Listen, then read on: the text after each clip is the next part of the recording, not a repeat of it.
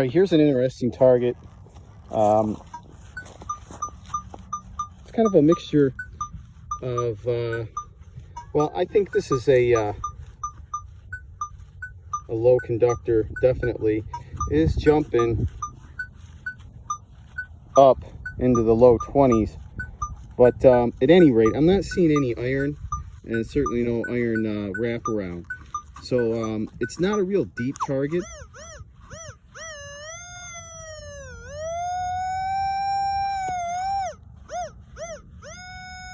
Okay, so it's like 31, 32.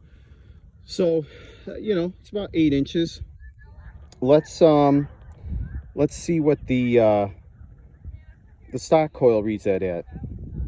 And I will mark that with my heel in the snow. Okay, so here we go with the stock coil, and there's the heel print.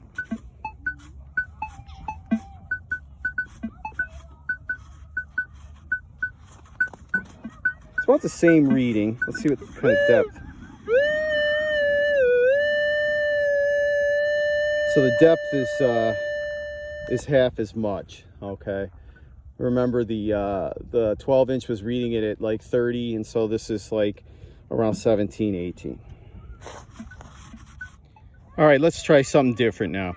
This time, what we're going to do, or what I've done, is I set the sensitivity to 1 on both units, and the threshold to -9, and we're going to work in 18 kilohertz this time. Okay, so essentially what I've done is I've basically crippled the performance of both of these machines, okay, on an equal level, and lowering the sensitivity as far as it could go, and the threshold -9. Usually you're gonna hear a little less, okay, and also working in the 18 kilohertz, which isn't really noted for depth. However, I will say I have found deep targets in 18 kilohertz at the beach, especially gold.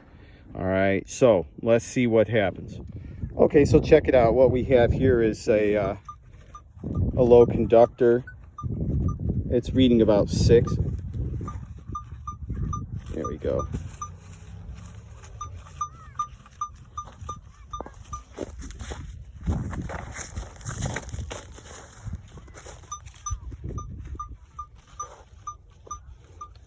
Most likely a pull tab. I'm pinpointing now.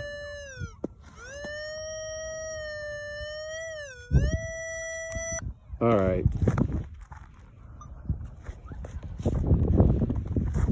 Right there. Again, 18 kilohertz, sensitivity of 1, threshold -8. No, wait a minute. We want to go all the way down. Hold on a second. -9. There we go. Doesn't make any difference. Okay, so it's reading like 27. Now, normally with the sensitivity is 7, I mean, you're looking at looking about 8.5 inches, pushing, yeah, about 8.5 inches, 9. All right, let's see what the stock coil can do. All right, here we are with the stock coil unit. We're at 18 kilohertz, -9 threshold, -30 disc, sensitivity of 1. All right, and there is the heel print. Still reading it.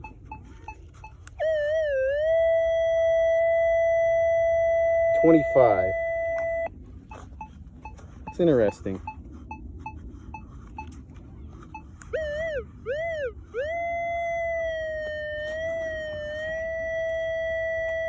All right, so it's a little lower than the other unit by a couple points, but you know, no big deal. All right, I'm interested to see what how deep this actually is with the sensitivity on 7. Let's check it out, and we'll move the threshold back up to 0. And I'll leave it in 18 kilohertz.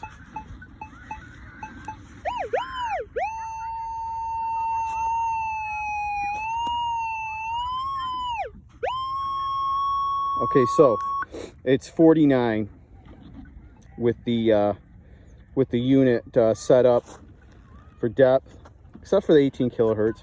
All right. Let's see what it does when we put it in a 6.4.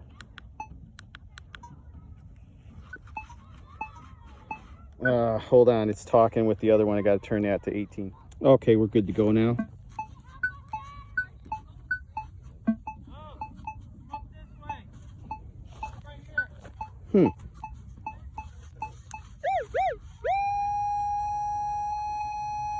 So it reads 38 and 18 kilohertz with the sensitivity at 7, threshold at 0. All right, so it took the 12-inch unit and put the threshold up to 0. Sensitivity is 7 and 6.4 kilohertz, and let's see what this reads. Very strong. It's definitely hitting harder than the stock coil.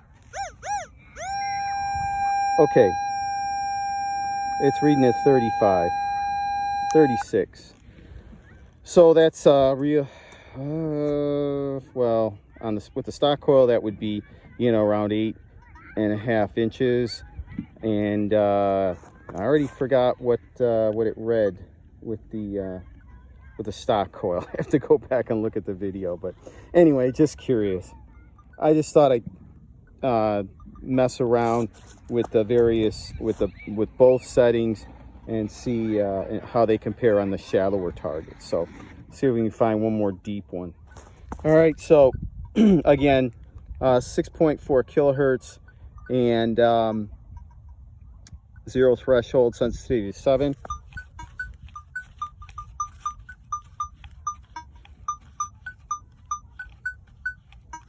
It appears I've got some kind of mixed target here, and I would say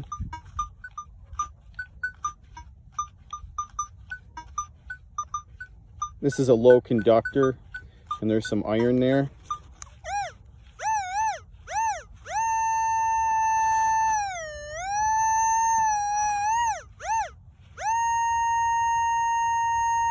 All right, so 42 is about a little over 7 inches, and let's see what the stock coil reads it at. And before I do that, put the heel print there.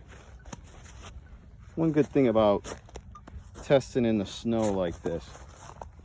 All right, so 6.4 kilohertz, 0 threshold, and sensitivity of 7.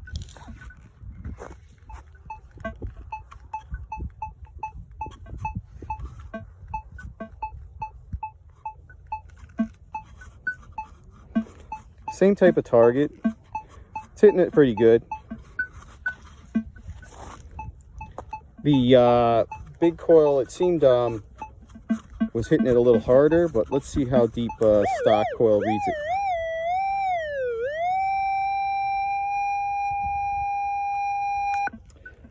Okay, 36. Okay, so I'm going to wrap this up for now. And I got a lot of good data and really got a good feel for this coil. I've been out with it for several times now. And yeah, this is a very unconventional way of testing, but it doesn't lessen the data that I'm able to get, and also show the performance between the two, the difference in performance between the two coils. So in regards to the coil, it's going to be out soon, real soon. I will have these coils. And also don't forget that I am a Tarsacci dealer, and with all my customers I offer free online help and also over the phone help. I will shorten your learning curve. You'll be out there finding good stuff a lot sooner than you would on your own trying to figure out the machine. Okay, it is not a hard machine to learn to use, but it is different.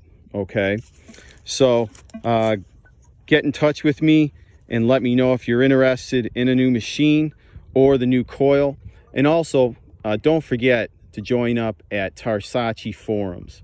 All right, just type in Tarsacci forum in your browser and you'll find it right away. Join up along with dozens and dozens of other Tarsacci users from around the world. My name is Aaron. I hope you enjoyed the video. Please give it a like and don't forget to subscribe.